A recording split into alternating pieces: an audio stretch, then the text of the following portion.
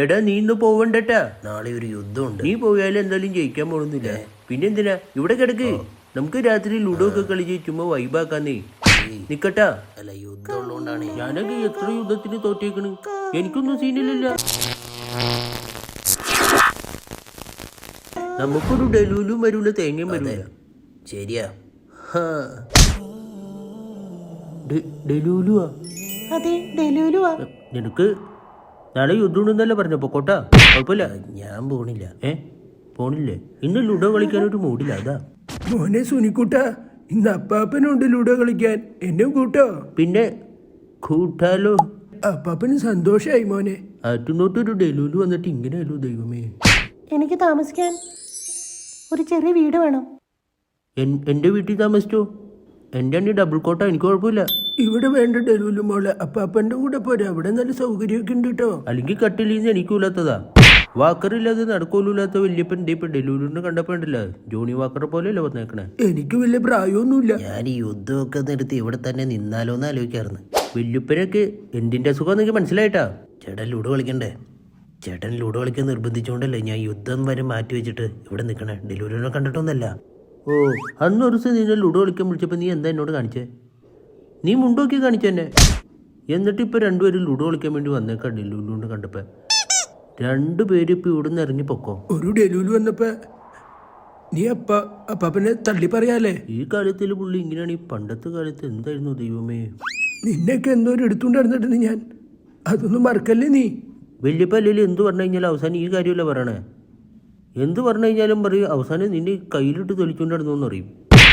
ഡെലൂല് ഇവിടെ അടുത്തുള്ളതുകൊണ്ടാണ്, ഇല്ലെങ്കിൽ ഞാൻ നല്ല പച്ച മലയാളം പറഞ്ഞേനിപ്പ. മരിക്കണേന് മുമ്പ് എനിക്കൊരു ആഗ്രഹമുണ്ട്, മോനോട് പറയട്ടെ. ഒരു രാജ്യം വെട്ടിപ്പിടിക്കണം. എന്തിനാണ് ഈ ചാവാൻ നേരത്തെ ആവശ്യമില്ലാത്ത ആഗ്രഹമൊക്കെ മനസ്സിലാക്കണേ? വേറെ എന്തൊക്കെ ഉണ്ട്? വല്ല ചക്കപ്പഴം തിന്നണമെന്നോ റോബസ്റ്റപ്പഴം തിന്നണമെന്നുള്ള ആഗ്രഹമൊക്കെ പോരെ വല്യപ്പ? ഇതൊക്കെ ദുരാഗ്രഹമല്ല, ഒന്ന് ആലോചിച്ച് നോക്കി. ശരിയാ, ഈ യുദ്ധമൊക്കെ ആണുങ്ങൾക്ക് പറഞ്ഞിട്ടുള്ള കാര്യങ്ങളാ. അന്ന് പറഞ്ഞ് നോക്കാണാണോ പെണ്ണാണോ എന്ന് കുറെ നേരം തുടങ്ങിയിട്ട്. അപ്പാപ്പന്റെ ആഗ്രഹം സാധിച്ചു കൊടുത്തൂടെ? അന്ത്യാഭിലാഷമല്ലേ? കാല് പിടിക്കാൻ ഞാൻ.